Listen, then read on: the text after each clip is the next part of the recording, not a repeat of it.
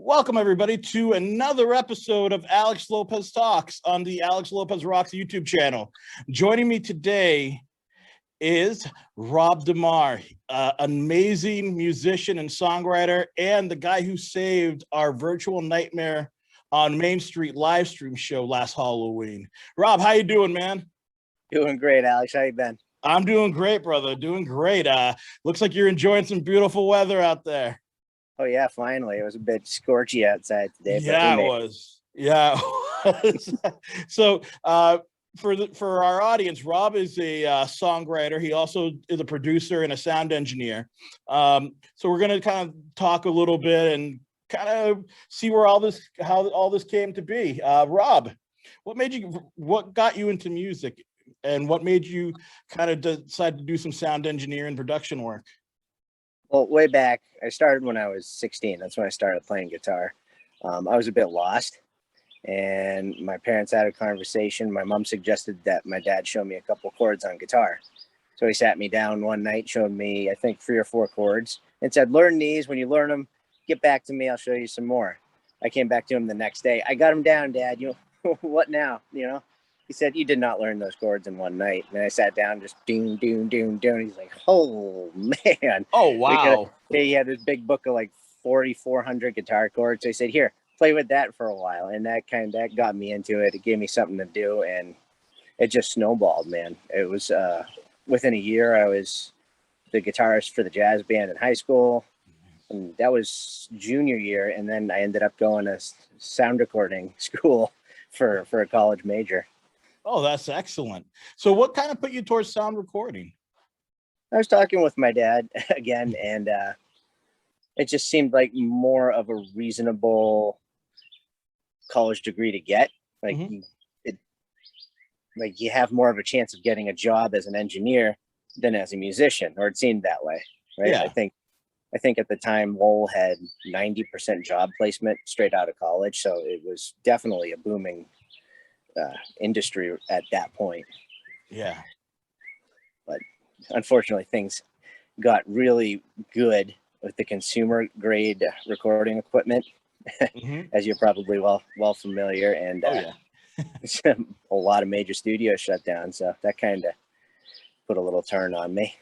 Yeah, but you also started doing your own thing too. Like, you had your own little space where you were building your own amps, you had like vintage speakers and like homemade like amplification, and you were kind of recording with artists kind of in your own way, right? Yeah, I did do the homemade amp thing for one hot minute. I built a little, what was that, like a 0.5 watt amp, and it was fun, but not my thing. Trust me, there were enough cold solder joints in there to keep beer cold. I don't know if you know what a cold solder joint is, but it's not good to have in electronics. Where was I going with that? Where was I? I was actually recording in my mom's house. That's where I started. I had a couple little amps, one microphone, and I started working with a couple of really small local artists, just goofing around, and it got interesting. So I ended up, when I bought a house, I made sure there was a space for a studio, which now is the big room. Yep. I bought the house. It was a completely unfinished room, just studs and insulation, and we finished it the way we wanted it. And it's a gorgeous room to be in, and it's definitely fun. That's for sure. Oh, absolutely. And for those of you who aren't following him on social media, I highly recommend, and we'll have those links available as well, for his Facebook, his TikTok, his Instagram, his YouTube, and all of those performances that you're seeing are coming from that big room. Yeah, I got to get back into it. Actually, I haven't been doing it in a couple months. But the videos are still up, so. Yeah, absolutely. Yeah. So if you guys are interested, we're going to have all that information below. Now, you also just recently started putting out some singles. I personally, for the audience, want you guys to know his music is amazing. I love his single Anchors. And he also had you had that like Drink Rum one, which I love, the most recent one. Oh, the mariachi influenced one. The mariachi influenced one. It Yeah. sounded like a little bit of Johnny Cash meets Jimmy Buffett. Yeah, the drifting and drinking. I Drifting and drinking. Released that one for Cinco de Mayo. I really like the t-shirt design on that. That one's fun. Nice. And that's actually something really cool that I haven't seen any other artists do before. So you're with every single that you're putting out, you're actually putting out a unique t-shirt design to kind of commemorate that single. Yeah, it started with putting a single out a month just to kind of get myself back into the groove of doing things, right? Mm-hmm. And figure out, relearn how to mix, because I'd been out of it for a while. And it just, the first image of the t-shirt popped into my head, and it felt so right. I figured, what the hell, just keep playing with this. It's fun, so don't stop. Absolutely. Yeah. So you've got this like almost similar to your handlebar. Yeah, it's exactly the same. It's the stash burn. That's what it's called. Yeah, you've got the skeletal stash burn fella. Yeah, the Pirate Rob is what I had initially called him. Oh, nice. Yeah, he's part of everyone. I figured this is a unique enough face where you might as well make the most of it. Make it work for you. Absolutely. Right, dude. That's awesome. Now, like you were talking about how you got into music and how you got into sound recording. Was there ever that aha moment, like where you kind of where everything just kind of like stopped and made sense, and you kind of had like this little epiphany and said, hey, yeah, this is what it's supposed to be? Yeah, definitely. My good buddies Matt and Dave, we're kind of still a band called Truck. Okay. But we were playing. I met them senior year in high school, and we started the band. Their goal was to play the Lunenburg High School Battle of the Bands, or talent show. It was the talent show. That's what it was. And they were the closing act. And what did we open with? We opened with Stevie Ray Vaughan, Pride and Joy. And we're standing there waiting for the curtain to come back up for us. And I just started playing. So as the curtain was coming up, the band was starting to get into the song, and it just, like, the crowd went wild, and it was just like, man, this is what I want.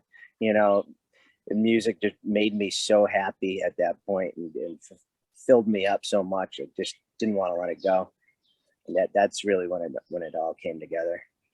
That's awesome, man. That is so cool. Actually, I'm going to have a question for you off interview on that, because I think I might have been there. No way, dude. I think it was back in that was like either April of '99 or April of 2000, right?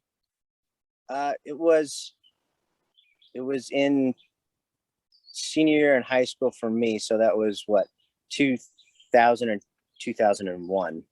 Okay, because so it's in the same time frame. Yeah, so like right around April of 2000, I think there was a band named Truck. Did you guys play with a band called Cosmic Zest? Were they also on that thing?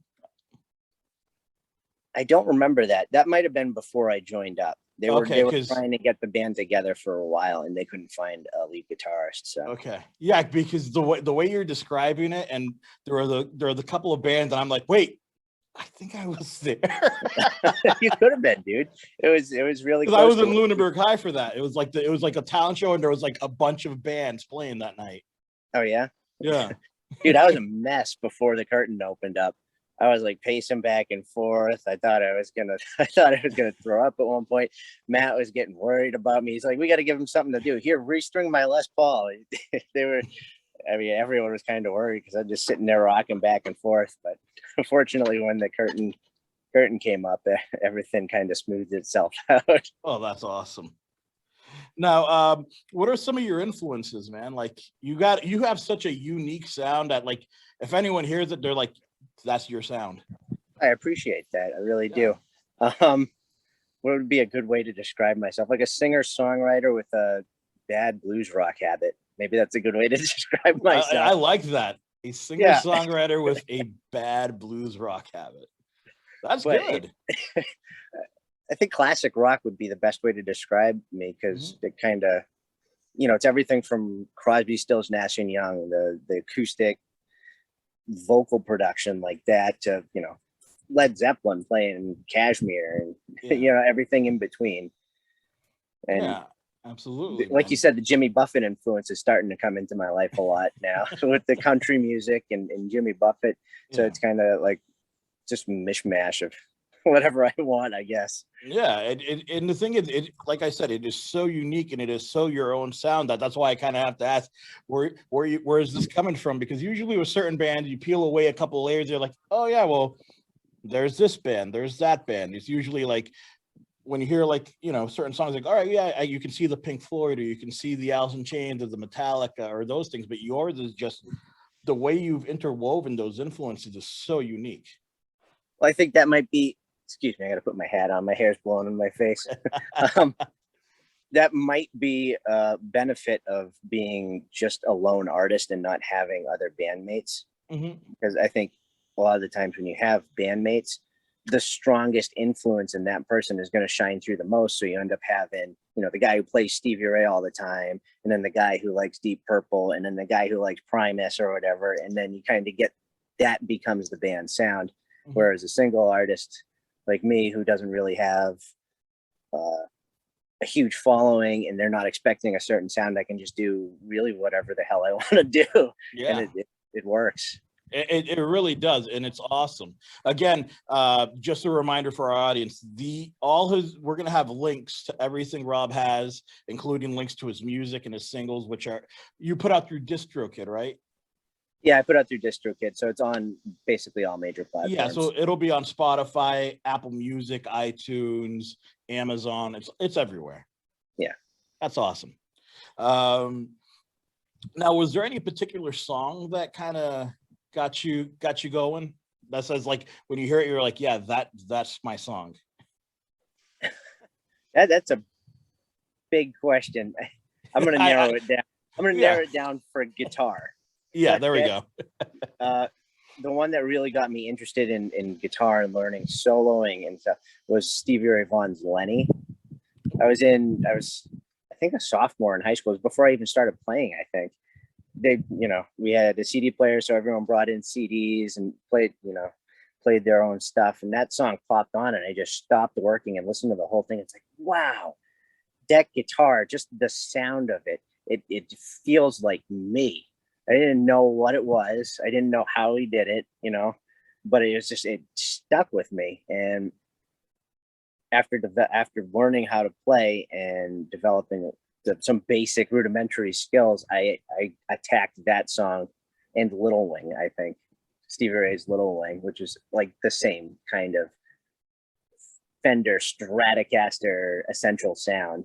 Oh, yeah. And that's what drew me into guitar playing as far as soloing and leads and expressing yourself that way. Yeah, his version of that song is amazing. Like, I love like, for me, it's a toss-up between the Hendrix and the Stevie Ray Vaughan version. Like, Stevie just had such a way of playing, and I know a lot of blues players eventually ended up getting a little bit of cramps in the fingers because he used to play with 13 gauges on his Strats, and everyone's like, no, you don't need 13s. You can play 9s and 10s. But everyone's like, no, it has to be like Stevie Ray. So they'd be going crazy there with the bends because it's like, how did he do that? That's the thing. All right. You got to do what's right for you. You can't just, this person used these strings and I have to use that. You got to do what's right for your body. You got to do what's right for your sound. Because like different gauge strings, different equipment makes different tonalities.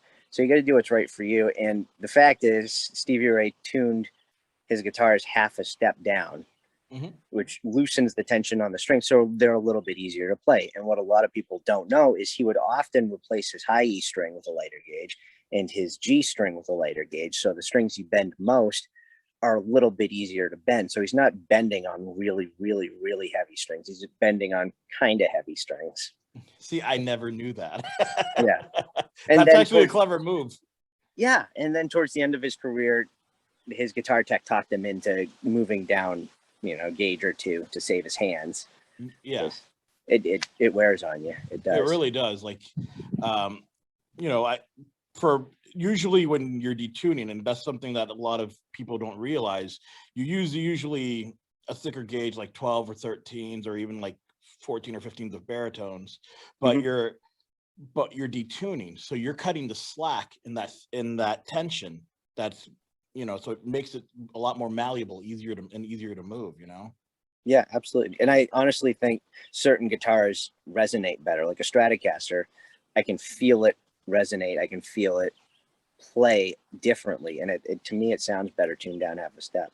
You know, I've heard that so many times, and it, like, I'm not a big Strat player. I like a little more of a thicker humbucker sound, but almost every song that you hear on a Strat, you're like, oh yeah, that's an E flat.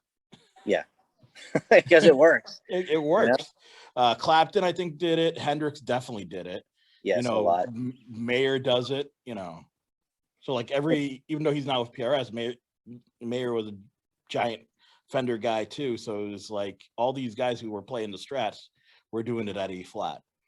Oh, that didn't Mayer come out with that PRS Stratocaster copy? Yeah, the Silver Sky. I really want to play one. Those look amazing. I've heard amazing things about them. Like, I know PRS does really awesome custom work. They do, but I've never gotten into their guitars because I always lean towards a Stratocaster. Yeah. Yeah, they do some amazing stuff, and I'm not gonna put it out there or anything like that, but PRS actually, their biggest orders, they got a little bit of flack from consumers about the Silver Sky, because like they said, oh, it's just a Strat knockoff, but this is basically like John Mayer's Air Jordan sneakers to the thing where it's like it says Silver Sky on it, and my signature is hidden somewhere in there, but it's not like obnoxiously there, because I want people to basically rock it like it's part of their sound. Right. And you know, it was basically I think they took a template and basically just made it similar to his 50s Strat that he had, and then they kind of fine-tuned it to a little more of his comfort, and then just said, hey, this is what we've got. But those are back ordered. If you can get it on the used market, I think I recommend it that way, because I believe they're backed up about 16 months just on the Silver Sky productions. That's how popular ridiculous. They are. Yeah, that's how popular those have become.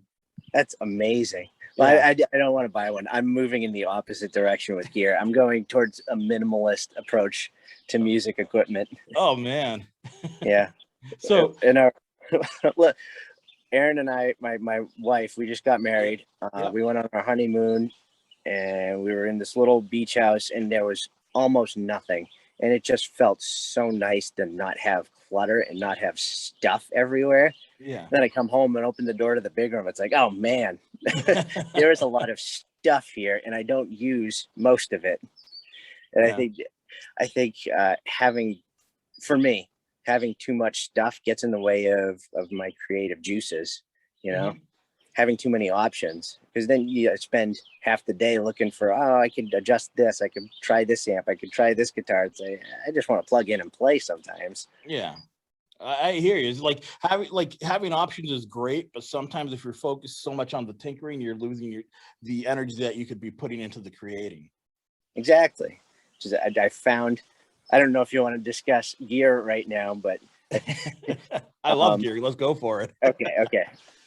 I found my ideal setup. Are you on TikTok? I am not on TikTok. I keep talking myself out of it. I'll eventually get on there. But you were saying?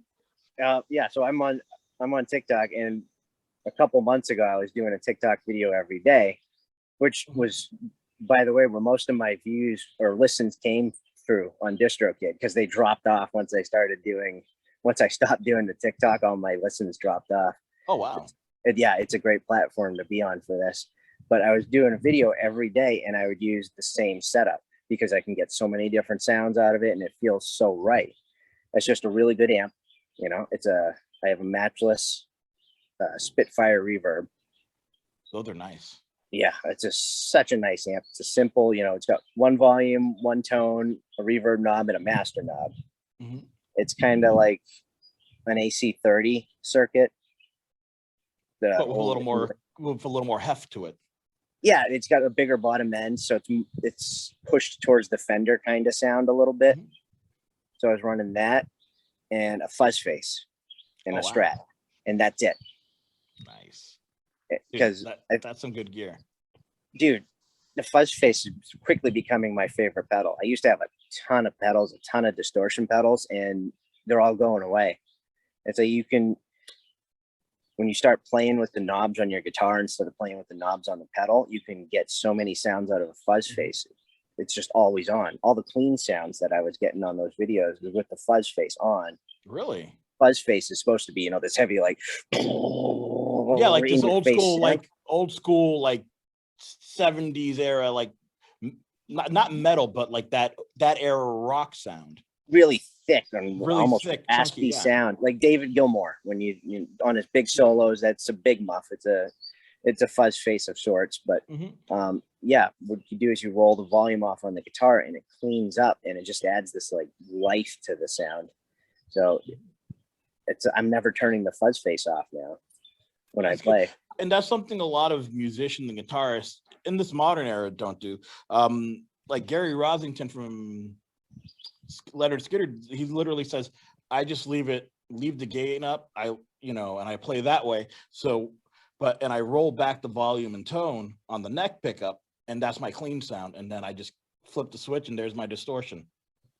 Oh, nice. So he set his Les Paul up like clean, dirty on the guitar. On the guitar, yeah, because that's what some people don't realize. It's like if you roll back the tone and the knob just right on your guitar, yeah, unless you're using an obnoxious distortion pedal like Metal Zone, like by the way, no disrespect against Boss Metal Zones, no. They're great, and I have one too, but it's like there's no give. It's literally just straight distortion, no matter what volume you're playing at. So you don't have that tangibility or control. Right. I think a lot of guitar players don't realize that much distortion is actually a lot of compression. So you don't get a lot of dynamics in your playing. You can play really soft and it'll come out the same volume as if you're slamming the strings as hard as you can. Exactly. It kills your dynamics. And it kind of, believe it or not, like from my perspective, that kind of tone, because when you and I first met, I was hardcore into that high gain, high distortion, high output pickup sound. And I like, after recording my first album, I said, well, I can roll this back a little. Like first thing I did was I got rid of active pickups and went with a medium to medium high thing. that was partially because of you. Didn't you? Yeah, I was going to say, didn't you give me a guitar with active EMGs? And you just said, this is too loud, man. What can I do? You're like, get this out. Take these out. Well, I think I was going to use one of your amps. And you looked at all my guitars and you're like, none of these are going to work. This is active pickups are going to blow out my speakers. And this is a 52 speaker. We're not doing this. I'm like, let me find a guitar somewhere that doesn't have it. But it literally, that kind of stayed with me, believe it or not. So you kind of helped me kind of shape and find my own sound indirectly with that moment. It was like, awesome, because it was like, it's exactly what you're saying. If it's all distortion and it's all this compressed sound, your hands aren't even if it's your hands that make the sound, you're not really making that sound because there's no dynamics from you coming through because it's all lost in that pedal. Yeah, and you can play. You can end up playing a lot faster, but speed isn't music. Speed is fun when you want to show off. Yep, and it can be a really useful tool for really specific moments in music, but it doesn't make music. Exactly. It doesn't make emotion. It doesn't make art. So it should be used as a tool and not as a constant constant variable in your music. Yeah, and that's just it. As songwriters, you kind of find, you get from point A to point B a different way than probably like a shredding guitarist or or another style of artist. When you're writing, you're looking for a certain tone, a certain feeling, a certain dynamic. So sometimes when you have that clutter in your sound, you kind of have to start. You're like, I think you nailed it perfectly, where you just kind of have to become a little more minimalistic, and you're kind of like the mechanic taking things out of the car that don't really work. Right. I want to go back a second. Yeah, dude, I'm so happy that you headed in that direction with your tone and with your music. Yeah. It's amazing to see how far you've come in such a short time. Oh, bro, I appreciate it. That live show, you guys sounded phenomenal. Oh, I was really impressed with you and your band and that live show that I helped you on, and I'm so happy I was able to help, and proud of you for Thank you. coming this far, dude. It's amazing. Yeah, dude, it means so much. And the fact that like you were there that night. So when we did that show, like we're like, all right, well, how do we do this? And my lead guitarist and a mutual friend of ours, you know, Jeremy Shabbat, was like, hey, I'll bring in Rob. And I'm like, who's Rob? And because I knew you through another friend as Demar. I always knew you by your last name. Everyone used to call, with the exception of Jeremy and one or two other guys, everyone used to call you Demar. Yeah, I'm gonna be hanging out with Demar. I'm doing this with Demar. And I'm like, all right, cool. And then so I'm like, he's Rob. And I'm like, who's Rob? And he's like, Rob Demar. And I'm like, oh, you should have just said Demar. I love Demar. Yeah, bring him down. And you saved our tickets because the thing we had set up at the time wouldn't have translated as well into the live feed. So, you know, the whole band, Logan from the ChezBros, and you all had a really great hand in making that thing a success. So I'm forever grateful for that, man. Yeah, I'm personally proud of how well that turned out. I think we did a great job with very little gear. Yeah. You know, as far as the audio side of things, we were doing things that shouldn't have worked, and they ended up working, like miking a whole drum kit with one 58, with one short 58. It's not a high quality, you know, it's not a studio microphone. It's something you're supposed to throw in a bag and then throw across the stage and the thing works. And we got such a good kick sound out of it and a solid snare sound. You could hear all the cymbals. I had a lot of fun setting that up. Yeah. Well, we're gonna be looking forward to doing that again this fall. Awesome. Love to have you there again. Yeah. Now, we're talking about gear, and I know you're going on a more minimalistic route, which is great. But do you have that holy grail, that piece of gear that you kind of crave or lust after, whether it's a guitar, an amp, a pedal, that one piece of gear that you're like, this is the piece? Well, I have my guitar, which is nice. Yeah, it's an old Strat. My dad bought it off a guy in a bar who didn't know what he had. He knew what he had, but it was beat up. The guitar was beat up. It was stripped. The pickups didn't work, but it's still an old Strat. Yeah. You know? So he got it really, really affordably nice. from this guy, and he gave it to me for my college graduation. We fixed it up. We painted it. We got the pickups working. Actually sent them to Lawler Pickups to have them make sure everything was working copacetically in the pickup. And yeah, we put it together, and that's my holy grail guitar. So I'm happy there. So that's why I don't really need to buy a PRS at this point. Yeah, you don't need to get a Silver Sky or a PRS when you already have the perfect guitar, you know? Yeah, the guitar it's modeled after almost. Yeah. You know? And by the way, shout out to Lawler Pickups. They make some amazing stuff. I have a guitar that was built by Roger Mello from Sea Glass Guitars, and he uses almost exclusively Lawler pickups. And the bridge guitar pickup in my guitar that I got built is a Lawler Imperial, and it is such a dynamic pickup. It has a little bit of bite, but but it plays clean amazingly. So again, what we're talking about with the dynamics of sound. Yeah, he handles so well. Lawler had to rewind the neck pickup in this old Strat, and everyone that hears that guitar on that pickup says that's the Strat sound. It is just far and away the best sound I've ever heard live.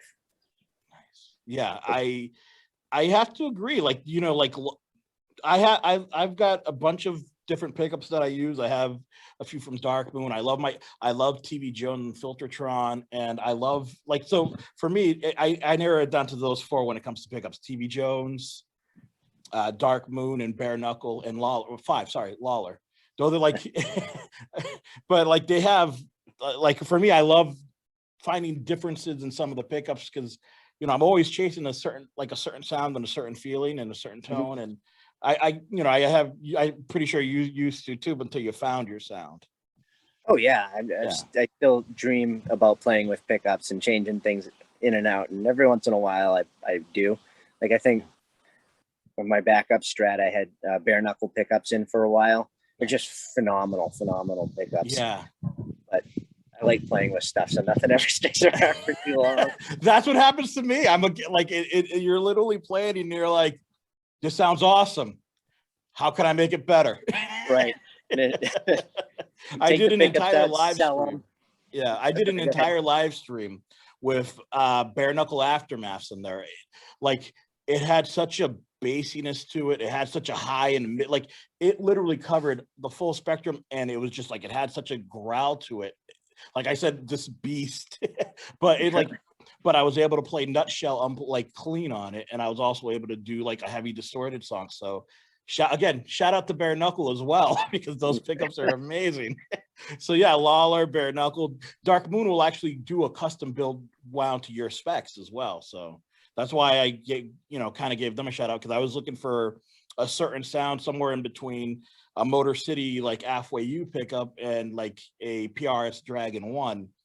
Okay. And they found, because basically like you have the, a little bit of the kick from the Dragon, but I also wanted the mids and that because everyone tends to scoop mids out in pickups and like, oh, it's either going to be really bassy or really high and shrill and high volume stuff. And I'm like, yeah. I actually like the mids because it cuts through in certain channels when you're playing with a band. Absolutely. And it depends on what style of music you're playing, you know, with your kind of where your music tends to head, a mid heavy guitar works because you got you got 2 or 3 guitars playing all the time, right? Yeah. So you're definitely going to have one guitar that kind of takes the low end and kind of fights with the bass. And you get probably the lead guitar that's going to have a lot of high end in it, so it cuts right through the mix. And then having the heavy mids in there kind of just, like you said, fills out the spectrum. So yeah, making sure you got enough difference in the guitars and enough difference in your sound. Oh, absolutely. Have your bases covered. Yeah, makes the mix a little easier too on the engineers. Now, we talked about your singles and the t-shirts that come along with them. Is there anything else you've got upcoming? Like, I know you said you were working on some new material. Do you also have some new t-shirts coming along with those? Yeah. So I missed this month's single, but I'll try and nail one out in the next couple of days. The wedding kind of got in the way of everything. Hey, getting married, I think, is more important. Far more important than playing with singles and t-shirts. Yep, I agree. But yeah, I will have a single every month and a t-shirt coming out for those. I'd also been playing around with doing a blues album this year. I have started to write some licks. I haven't done any full songs, but I'd like to do. Everyone's kind of doing blues rock right now. You know, all the blues guitarists are heading towards blues rock. I'd like to do something a little more Creole, maybe something like a little more Robert Johnson, like a little like Little Feat. Ooh, you familiar with the band Little Feat? I've heard of them. I haven't heard of them in a while, but I've heard of them. All right, so if you're going to check out Little Feat, you have to listen to the live album Waiting for Columbus. That is the pinnacle of Little Feat. Nice. And they just got such a funky drummer who just has these like off backbeats, and it flows so smoothly. And Little George is such an amazing vocal guitarist. You know, he doesn't shred it, but just he sings so well with his guitar. I'd like to incorporate a little bit of that into my blues album. Get a little more feel, a little more funk, a little more groove, and get away from the rock, get away from the drive. Yeah, go a little more Muddy Waters and Howlin' Wolf, you know? Oh, yeah. Yeah. I have to do a little bit more screaming. I think my voice is a little bit clean for Howlin' Wolf, but well, if you need somebody to howl for you, I'll do it. So that's awesome, man. So I'm going to be personally looking forward to that, and the audiences now know that you're working on a blues album that's going to be coming out soon as well. Is there anything else you want to plug and promote? No, man, I'm kind of happy where I am with the projects I'm doing in music. It's giving me time to pursue other things in life. Like Aaron and I have a long-term goal we just created for Beach Hotel, man. I love that idea. Hotel, yeah, I love it. So we got a long way to go on that, I think, but you're going to make it happen. Journey. Yeah, it's going to be you're gonna make it happen. It's gonna be cool. Now, before we sign off, Rob, where can everyone find you? And we're gonna have, by the way, everything you're saying, we're gonna have the links to in the video description of this, in the description section of this video. So my big social media platforms would be Instagram and TikTok. You can find me at rob.demar on both of those. I'm also on Facebook and YouTube. I think I'm on Twitter, but I never ever use that, so don't expect much out of that. Yeah. It's all on the same rob.demar. Rob.demar. That's Yeah, awesome. check your favorite platform. Yep. And everyone can find Rob's music through DistroKid. So it's going to be on Spotify, Apple Music, Amazon, TikTok, Deezer, you name it. It's there. All right, Rob, thank you so much for joining us today. Thank you so much for having me, Alex. This was a blast. It's great to talk to you. Thank you so much, man. It's been awesome. So for our folks, if you like what you're watching, give us a like and subscribe. Leave comments in the comments below. Click on the links and check out Rob's music and buy his t-shirts. They are fantastic. You will not be disappointed. Thank you guys so much. Be light and love.